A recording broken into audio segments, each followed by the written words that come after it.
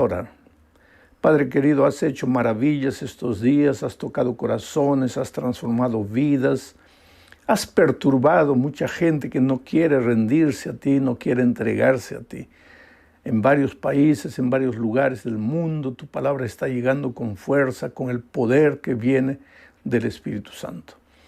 Que esta noche no hable un ser humano, que hable el Señor Jesucristo, que llegue a los corazones. Vamos a estudiar tu palabra, ilumina nuestro entendimiento para comprender lo que quieres decirnos. En el nombre de Jesucristo. Amén. Muy bien, queridos, el texto para hoy está aquí en San Juan capítulo 17, versículos 1 al 3. Estas cosas habló Jesús y levantando los ojos al cielo dijo. Me impresiona esto. Estas cosas habló Jesús y levantando los ojos al cielo dijo. ¿Por qué Jesús levantaba los ojos al cielo? Si tú buscas en los 4 evangelios esa expresión de que Jesús estaba orando, Jesús fue a la montaña a orar, Jesús levantó los ojos al cielo, Jesús levantó la voz al Padre, alzó su voz al Padre, clamó al Padre. Son muchas. Yo te desafío, agarra los 4 evangelios y busca esa expresión o expresiones parecidas. Mi pregunta es, ¿por qué Jesús? Jesús era Dios. Él no necesitaba orar tanto, Él era Dios. Pero es que cuando vino a esta tierra, Él hizo un pacto con su Padre, de que en esta tierra no usaría sus poderes divinos sin el consentimiento de su Padre. Porque si Él viniera a este mundo a vivir victoriosamente, usando sus poderes de Dios, pues nosotros los seres humanos que somos a veces tan ingenuos, lo primero que diríamos, bueno, Jesús obedeció, Jesús cumplió, Jesús hizo todo, porque era Dios, Él tenía poder, pero nosotros somos pobres pecadores, no podemos. Entonces es injusto lo que Dios nos pide, porque Jesús sí pudo, pero nosotros no. No, Jesús se despojó. No digo se despojó, esa palabra estaría incorrecta. Jesús no usó, Jesús guardó sus poderes divinos. Seguía siendo Dios en esta tierra, nunca dejó de ser Dios, pero guardó sus poderes divinos. Hizo una especie de pacto con su Padre, de que en esta tierra no usaría sus poderes divinos. Ya lo dije la otra noche, por eso el diablo en el desierto se empeñaba en decir, si eres hijo de Dios, si eres hijo de Dios, que el diablo quería que Jesús probara que era Dios. Y si Jesús lo hacía, pues estaba cometiendo un pecado. Por eso Jesús no usó sus poderes divinos. Entonces, ¿por qué vivió una vida victoriosa? ¿Y por qué hizo tantos milagros y tantos prodigios? Porque antes de hacer cualquier cosa, levantaba los ojos al cielo, clamaba a Dios. A veces pasaba toda la noche orando. Cuando bajaba la mañana siguiente, encontraba el valle del dolor, del sufrimiento, discípulos que no podían expulsar un demonio y con el poder de su palabra remediaba todas las situaciones. ¿Por qué? Porque había levantado sus ojos al cielo. Pero lo que me impresiona de esta primera parte es que dice, estas cosas Jesús habló. Pero antes de hablar, levantó sus ojos al cielo. Tú ya imaginaste cómo sería tu vida si antes de hablar levantaras tus ojos al cielo. Porque a veces dices cosas que hieren, improperios, palabras horribles, feas, hieres el corazón de la esposa, del esposo, del hijo, del hermano, del vecino, del patrón, del jefe, del empleado. ¿Por qué tus palabras no son dulces? ¿Por qué tus palabras son ásperas, gruesas? Y te defiendes sobre el argumento, pues nací así, soy así, es mi carácter así. Claro que eres así, claro que naciste así. Claro que tu carácter es así, pero querido, Dios tiene poder para cambiarte. No es porque has nacido así que tienes que ser así y morir así. Dios tiene poder para cambiar tu vida. Pero antes de decir cualquier cosa, cuando estás con ganas de decir cosas feas, levanta los ojos al cielo. Así como Jesús, antes de hablar, levantaba sus ojos al cielo. Y pues cuando levantes los ojos al cielo, el mal carácter va a desaparecer, la palabra fea que estaba para salir de tu boca va a desaparecer y tus palabras van a ser edificantes, capaces de construir, capaces de inspirar, capaces de llevar a las personas a soñar y a realizar. Vamos continuando con la lectura del texto. Estas cosas habló Jesús y levantando los ojos al cielo dijo, Padre, la hora ha llegado, la hora ha llegado. Glorifica a tu Hijo para que también tu Hijo te glorifique a ti. La hora ha llegado. Para Jesús había llegado la hora de morir. Ya después de esta oración, los soldados lo tomarían preso, lo llevarían a juicio, un juicio injusto, y después lo matarían, lo clavarían en la cruz. La hora de su sacrificio había llegado. Pero lo interesante es que a todos nosotros nos llega un día la hora. Por eso Salomón dice, hay tiempo de nacer, hay tiempo de morir, hay tiempo de reír, hay tiempo de llorar. Y a ti, mi amigo querido, la hora te ha llegado. ¿Qué hora? La hora de tomar tu decisión, la hora de bautizarte, porque ¿hace cuánto tiempo estás huyendo de la voz de Dios? Porque esa palabra que tu hijito te dijo el otro día, papito, ¿por qué no te bautizas? Es la voz de Dios a través de tu hijo. Es la voz de Dios a través de tu esposa, de tu esposo, de tu papá, de tu mamá, que tanto te dice, hijo, entrégate a Dios.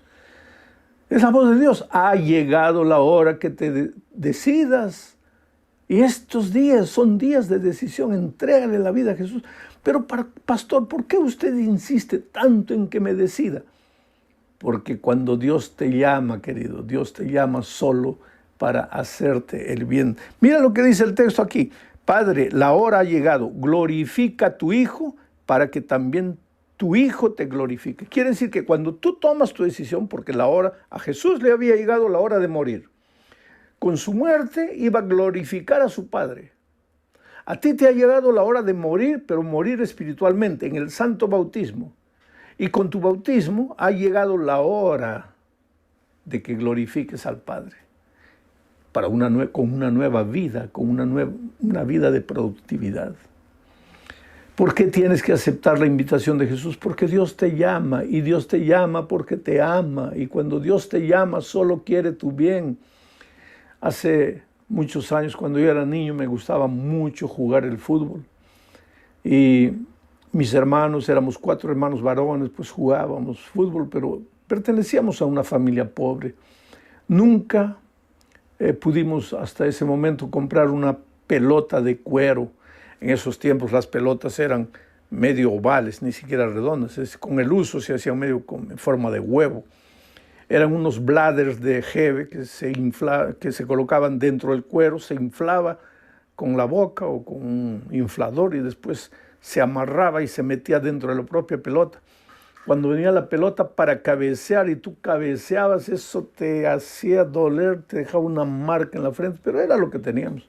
¿Y quién podía tener una pelota de cuero? Nosotros no teníamos. Jugábamos con pelotas de trapo. Yo era el encargado de fabricar las pelotas. Y para un partido de fútbol teníamos que fabricar unas 20, 30 pelotas, porque cada pelota de papel colocada en una media vieja, un trapo viejo cosida, duraba 5 minutos y se acababa. Entonces yo estaba fabricando las pelotas de trapo ahí, hiriendo la mano con la aguja, y de repente oigo la voz de mi padre, Alejandro. Y yo no me gustó, porque pensé, estoy aquí ocupado, el partido ya viene, necesito las pelotas, ¿para qué me llama? Otra vez, Alejandro. Y no quería levantarme, y por tercera vez, Alejandro, y yo conocía a mi padre. Era mejor correr, porque cuando él llamaba la tercera vez ya la cosa se ponía fea. Entonces dejé la pelota, fui a la sala para ver qué es lo que quería, y cuando entro ahí, lo encuentro a mi padre con una pelota de cuero, bonita, nueva. Yo no sé ni de dónde sacó el dinero el pobre para comprarme esa pelota. Y estaba ahí con la pelota. Y pues mis ojos se iluminaron y yo corrí y le dije, gracias papá. Y él agarró la pelota y me dijo, hijo, yo no debería darte esta pelota. Te la compré, pero no debería dártela. Porque cuando te llamé por la primera vez, tú no viniste. Y yo me puse triste. Y él me dijo, no, ven aquí, yo te la voy a dar. Y me entregó la pelota. Y después me dijo algo que nunca me olvidé. Hijo, recuérdate una cosa, cuando el papá te llama, nunca te llama para hacerte mal. Solo te llama para hacerte bien. Entonces, cuando el papá te llama, ve corriendo. Y eso es lo que te digo en este momento, mi querido amigo. Cuando el Padre Celestial te llama y hace rato que te está llamando, recuerda, Él no te llama para hacerte mal, Él solo te llama para hacerte bien. Entonces ve corriendo. ¿Por qué dudas? Por eso para ti llegó la hora de decidirte. A Jesús le había llegado la hora de morir. A ti también te ha llegado la hora de morir, pero espiritualmente. La muerte de Cristo, el santo bautismo. Pero bueno, entro en la esencia de mi mensaje hoy. Estas cosas habló Jesús y levantando los ojos al cielo dijo: Padre, la hora ha llegado, glorifica a tu Hijo para que también tu Hijo te glorifique a ti. Como le has dado potestad sobre toda carne, poder. Por eso antes de enviar a sus discípulos a predicar el Evangelio por el mundo les dijo: todo poder, toda potestad me es dado en el cielo y en la tierra. Como le has dado potestad sobre toda carne, Dios le ha dado al Hijo potestad. Oh querido, no hay nada que Dios, el Padre, el Espíritu Santo y el Hijo, no hay nada que Dios pueda hacer en la vida de las personas, porque ellos tienen potestad. El Dios uno y trino tiene la potestad necesaria, suficiente para transformar tu vida. Como le has dado potestad sobre toda carne, para que dé vida eterna a todos los que le diste. O sea, Jesús tiene potestad para darte vida eterna. El título del mensaje de esta noche es Esperanza de vida eterna. La vida eterna no es una utopía, no es una fantasía, no es algo bonito que los seres humanos imaginaron, no. La vida eterna es una realidad. Pero Jesús te enseña el secreto de la vida eterna en el versículo 3 que dice: y esta es la vida eterna, que te conozcan a ti, el único Dios verdadero, y a Jesucristo, a quien has enviado. La vida eterna. Oh querido, todos los seres humanos tenemos instinto de eternidad, vocación de eternidad. ¿Sabes por qué? Porque nosotros no hemos salido de las manos de Dios para morir. Nosotros no fuimos creados para morir. Tampoco tenemos vida eterna, o teníamos, antes del pecado teníamos vida eterna inherente a nosotros. No. El asunto es que Dios nos creó para vivir a su lado. Y Él es la fuente de la vida eterna. Él es la propia vida eterna. Y mientras el ser humano se hubiera mantenido al lado de Jesús, pues hubiéramos tenido vida eterna. Así como nuestro carácter hubiera permanecido el mismo carácter de Jesucristo. Armonía, paz, felicidad. Adán y Eva nunca pelearon antes de que el pecado entrara. Dios quería que nosotros viviéramos con Él una vida maravillosa de compañerismo, pero el pecado nos separó de Dios, y al separarnos de Dios, pues nuestra vida se va deteriorando, porque vida eterna solo Jesucristo. Y si tú quieres tener vida eterna, tienes que aceptar a Jesucristo y entregarle la vida a Jesucristo, o sea, devolverte a Dios. Y cuando tú te vuelves a Dios, pues te devuelves a la fuente de la vida eterna. Él es la vid, tú y yo somos los ramos. Nosotros no podemos hacer nada por nuestra propia fuerza. Adán y Eva tenían vida eterna, fueron creados con vocación de vida eterna. Por eso hoy, porque Adán vivió 900 y pocos años. Nosotros hoy día con 100 años ya estamos arrastrando los pies. Porque a medida que el tiempo fue pasando, nos fuimos separando de Dios, nuestra vida se fue deteriorando. Pero en el fondo, aunque tengamos 80, 90, 100 años, estemos arrastrando los pies, no queremos morir. No queremos morir. Cuentan una fábula de un hombre que andaba por la vida porque él creía que la vida lo maltrataba, que no tenía comida, no tenía empleo, y comenzó a llorar. ¡Ay, mejor me muriera! ¿Dónde está la muerte? ¿Por qué no viene a recogerme? Y de repente apareció la muerte. Y le dijo: estoy aquí, ¿me llamaste? Y él dijo: no, es que solo quería conocerte, disculpa, ya me voy. Es porque aunque la vida sea la peor de las vidas en esta tierra, aunque todo te vaya mal, tú tienes vocación de vida eterna. Tú no naciste para morir. Vamos a morir como consecuencia del pecado, pero no nacimos para morir, nacimos con vocación de vida eterna. Ahora, esa vida eterna no es solo el hecho de que nunca moriremos. La vida eterna implica las promesas maravillosas de la venida de Jesucristo a esta tierra. Porque, querido, quieras o no quieras, y de esto vamos a predicar otra noche, la venida de Cristo, Jesús va a volver. ¿Y va a volver para qué? Para ponerle un punto final a la historia del pecado. Porque el pecado no puede eternizarse. ¿De qué serviría que Cristo nos perdona, nos salva, nos transforma para dejarnos en esta tierra de miseria, de dolor, de muerte? No, la venida de Cristo es el punto final a la historia del pecado. Y cuando Cristo venga, Él promete, me gustaría hablar durante un año, todas las noches, para explicarles todas las maravillas de la Biblia. Cuando Cristo viene, Él promete que nos llevará a los redimidos, a los que se han acercado a Él, a los que le han dicho, Señor, yo no puedo solo, a los que han ido y se han devuelto al Señor. Él promete que va a llevarlos a Él con todos los resucitados en Cristo, los va a llevar durante 1000 años en un paseo intergaláctico por el cielo, visitando otros planetas, seres humanos que nunca cayeron en el pecado y que observan nuestra vida de dolor y de miseria. Será una cosa maravillosa, porque nuestro verdadero hogar, la vida eterna, no la vamos a vivir en el cielo.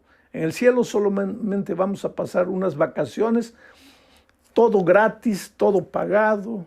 No necesitamos avión porque junto con los ángeles seremos transportados de planeta en planeta. Viviremos allá 1000 años, pero al terminar los 1000 años volveremos a la tierra. Esta tierra será destruida, consumida, purificada, transformada, será limpiada de raíces. El texto bíblico dice que del pecado no quedará ni raíz ni rama. Y entonces nuestro hogar eterno, nuestra vida eterna será vivida aquí en la tierra para siempre. Ahora, ustedes vieron un video corto que se viralizó ahí porque alguien cortó de mi predicación ese pedacito y lo soltó por ahí, de un diálogo que yo tuve, porque este es un cuadro que quiero imaginar contigo. Ahora, vamos a imaginar que tú no crees en Dios, tú no crees en Dios, tú no crees que hay cielo, tú no crees que hay vida eterna, tú no crees que hay tierra nueva, que Cristo va a venir, que nos va a llevar a 1000 años de paseo, tú no crees en nada de eso y tienes todo el derecho de creer, pero yo sí creo. Tú no crees, yo sí creo. Entonces vamos a hacer un trato, no digo una apuesta porque la palabra es fea, pero un trato, vamos a hacer un trato. Vamos a decir que tú tienes 50% de posibilidades de estar en lo correcto, pues dame a mí también 50% de posibilidades de que yo estoy en lo cierto. Vivimos y el tiempo se acaba, porque todo se acaba en la vida. Y cuando todo se acaba y llegamos al fin, descubrimos que tú tenías razón, yo estaba equivocado. Yo que predicaba la Biblia, que enseñaba que hay Jesús, que hay vida eterna, que hay ferias de 1000 años en el cielo, que volveremos a la tierra. Todo lo que yo hablé, mentira. Yo estaba equivocado, tú tenías razón. Porque no hay nada, no hay cielo, no hay vida eterna, no hay tierra nueva, no hay nada. Ahora vamos a raciocinar. Si tú tenías razón, ¿qué perdí yo? Porque yo creí todo, pero ahora descubrimos que no hay nada. ¿Qué perdí yo? Nada, porque no hay nada. Porque si hubiera algo, hubiera perdido algo, pero no hay nada. Tú tenías razón. Pero ahora vamos a intercambiar la situación. Vamos a decir que cuando llegamos al fin de todo, descubrimos que yo tenía razón y tú estabas equivocado. Sí hay cielo, sí hay vida eterna, sí hay Jesús, sí hay felicidad eterna, sí hay tierra nueva. ¿Qué gané yo? Todo, porque todo existe. ¿Y qué perdiste tú? Todo, todo. Si tú tienes razón y no hay nada, yo no pierdo nada. Pero si yo tengo razón, tú pierdes todo. Entonces, aunque sea por lógica, es mejor creer que sí hay vida eterna. Pero querido, a veces nosotros somos tan filósofos, nos gusta racionalizar las cosas, ¿Estoy vivo o no estoy vivo? Los filósofos antiguos, pienso, luego existo. Ser o no ser es la cuestión. Toda la vida es sueño y los sueños, sueños son. Qué palabras bonitas de decir, pero querido, agárrate la mano, pellízcate. ¿Te duele o no te duele? Estás vivo, querido. No importan las palabras, no importan las filosofías, estás vivo. Estás con hambre, no has comido todo el día, estás sufriendo, estás sin empleo, tienes familia, tu hogar se está deteriorando, tu hijo está en las drogas, estás con miedo del COVID, has perdido el empleo, no sabes cómo pagar tus cuentas, estás vivo, eres una realidad. ¿Para qué filosofar? ¿Para qué racionalizar? Y lo maravilloso de todo, querido, que este libro que tengo en mis manos es el libro más despreciado en el mundo, pero el más amado también. Tú sabes que de todos los libros que existen en el mundo, este es el libro más traducido y más distribuido que cualquier otro libro, inclusive que el Corán de los musulmanes, todos los libros. No hay un libro que haya sido traducido a tantos idiomas, más de 1.300 idiomas, la Biblia entera o pedazos de la Biblia, libros, Nuevo Testamento, Antiguo Testamento, en fin. Este libro es amado, es odiado, pero este libro ha hecho maravillas en la vida de gente que ha creído. Y yo le agradezco a Dios, porque un día este libro llegó a las manos de mi madre. Y tú sabes que con mi madre sucedió un milagro, porque mi madre no sabía casi leer ni escribir, no sabía. El otro día alguien me dijo, pastor, no cuente eso, que su madre no sabía leer ni escribir. Es una vergüenza. ¿Vergüenza para quién? Esto es un milagro divino, querido. Y yo no tengo ninguna vergüenza de decir que mi madre prácticamente no sabía leer y escribir, pero que el Evangelio llegó a su vida y yo soy hoy lo que soy. Por la gracia de Dios he escrito más de 50 libros, todo el hijo de una mujer que casi no sabía leer ni escribir. ¿Por qué?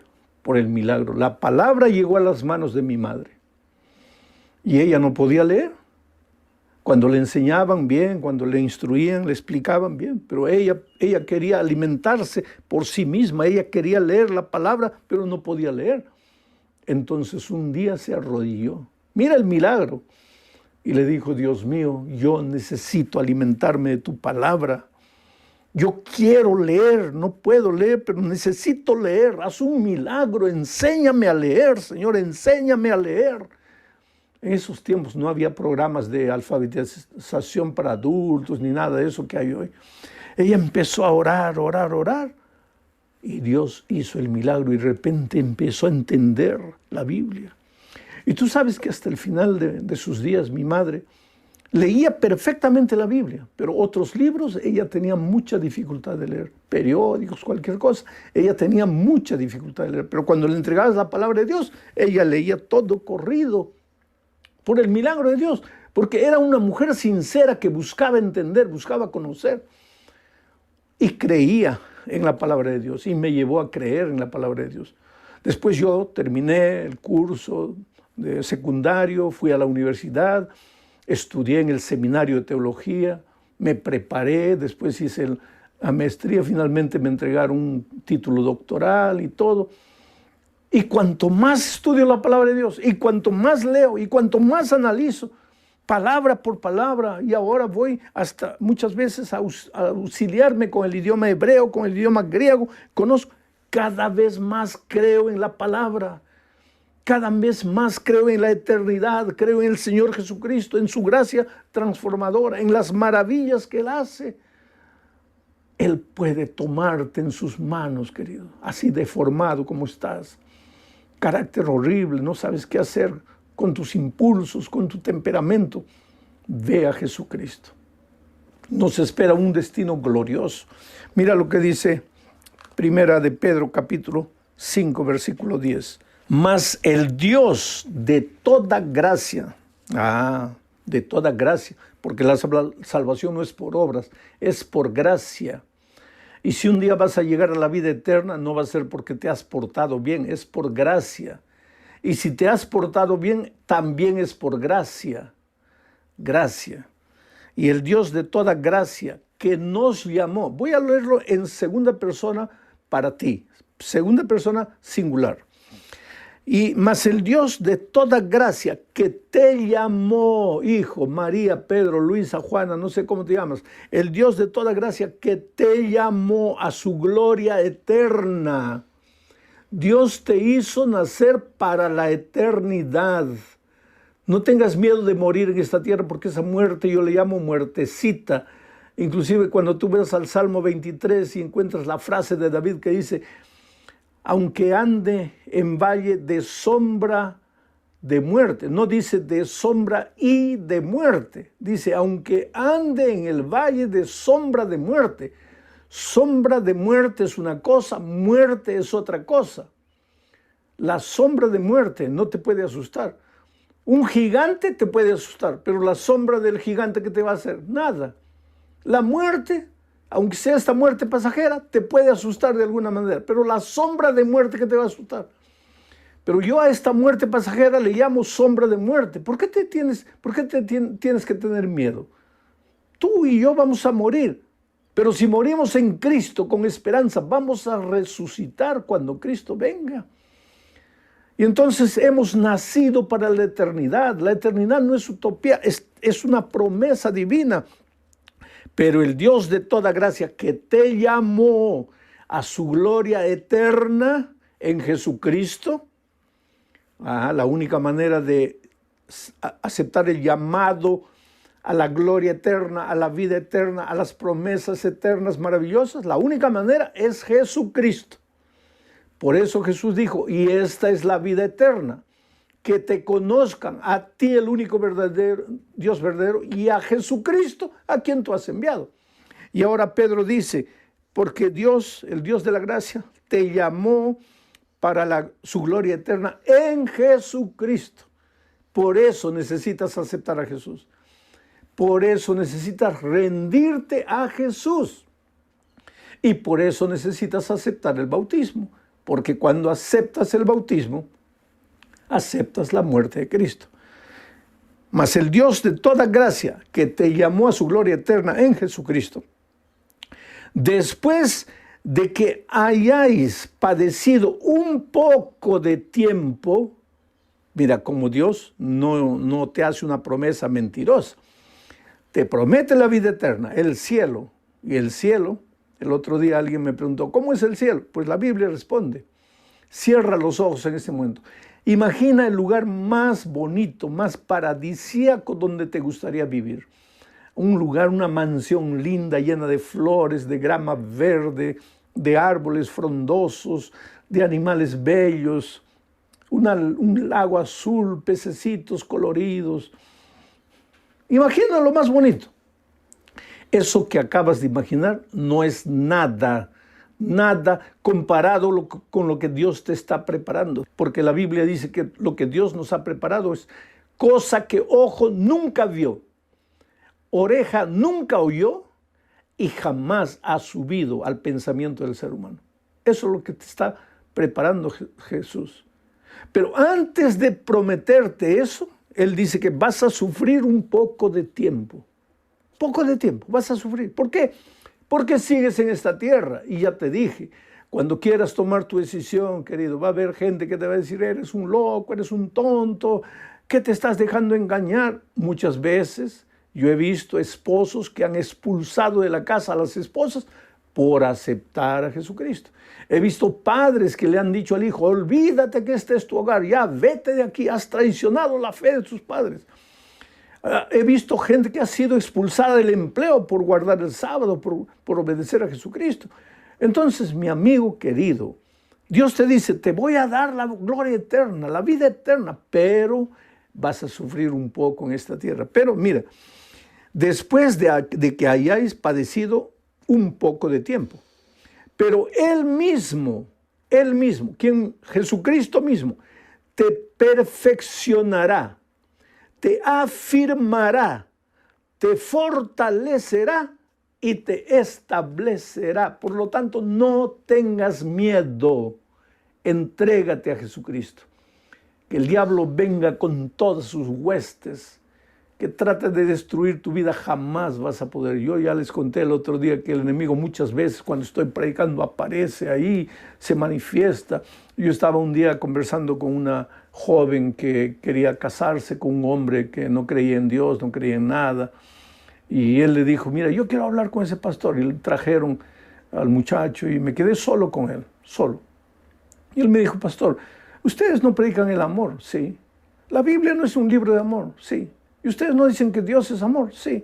Y entonces, ¿por qué usted está contra el amor? Le dije, ¿pero por qué?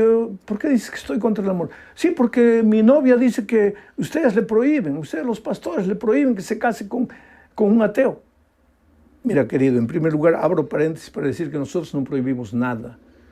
La palabra de Dios te enseña el camino. Tú escoge el camino que quieras. ¿Quieres casarte con un ateo? Hazlo. Pero estás yendo contra el consejo de la palabra de Dios. Y la palabra de Dios cuando te aconseja es por tu bien, no por tu mal. La palabra de Dios nunca aconseja para el mal de nadie. No hay un ser humano que me diga, yo seguí los consejos divinos y me fue todo mal. No, pero conozco muchos que dicen, yo desobedecí y me fue mal. Bueno, pero yo estaba con este muchacho ahí hablando y de repente sus ojos se comenzaron a abrir así como que salía sangre. Comenzó a botar espuma por la boca. Y me di cuenta que él ya no era él. El diablo lo acababa de poseer. Y entonces con una voz ronca él me miró así ladinamente y me dice, te voy a matar, escúchame, te voy a matar, déjame tranquilo, te voy a matar.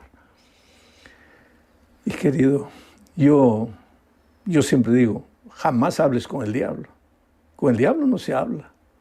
Ah, pero Jesucristo le dijo, sal de aquí. Bueno, Jesucristo era Jesucristo. Yo no soy Jesucristo. Pero yo tengo a Jesucristo. Entonces yo, en lugar de hablar con el diablo, yo hablo con Jesús. Y en ese momento, en mi corazón le dije, Señor, ayúdame, por favor, ayúdame. Y tú sabes que ese muchacho se agachó, sacudió la cabeza, levantó los ojos y me dijo, pastor, discúlpeme, ¿de qué estábamos hablando? Él ni siquiera se dio cuenta que en un momento de nuestro diálogo fue poseído por el diablo. Porque el diablo es real, querido. El diablo es real. El diablo va a hacer todo lo posible para destruirte. Te va a atacar, va a venir de una manera, de otra manera. Pero ¿cuál es la promesa? Has sido llamado para la vida eterna. Dios tiene la vida eterna para ti. Y dice, Él te va a cuidar, Él te va a proteger, Él te va a afirmar, Él te va a establecer. Por lo tanto, no tengas miedo del diablo. Él no te va a hacer nada. Entrégate a Jesús, ríndete a Jesús.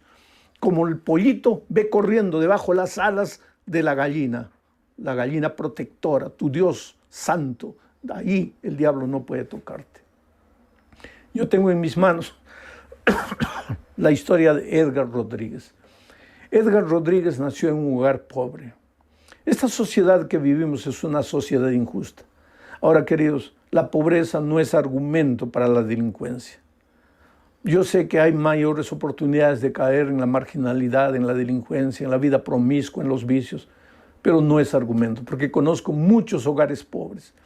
En este momento tú mismo, tú puedes testificar que tu hogar, querido, no es un hogar de abundancia, que tú luchas, que tú cuentas los centavos, pero no por eso tus hijos están en la marginalidad ni en los vicios, porque tú conociste la palabra de Dios y estás enseñando a tus hijos principios de vida eterna. Un día cuando ellos crezcan tomarán la decisión que tomen, pero tú tendrás la conciencia tranquila de que les enseñaste. Y hay una promesa bíblica que dice, instruye al niño en el camino en que debe andar y aun cuando fuere viejo no se apartará.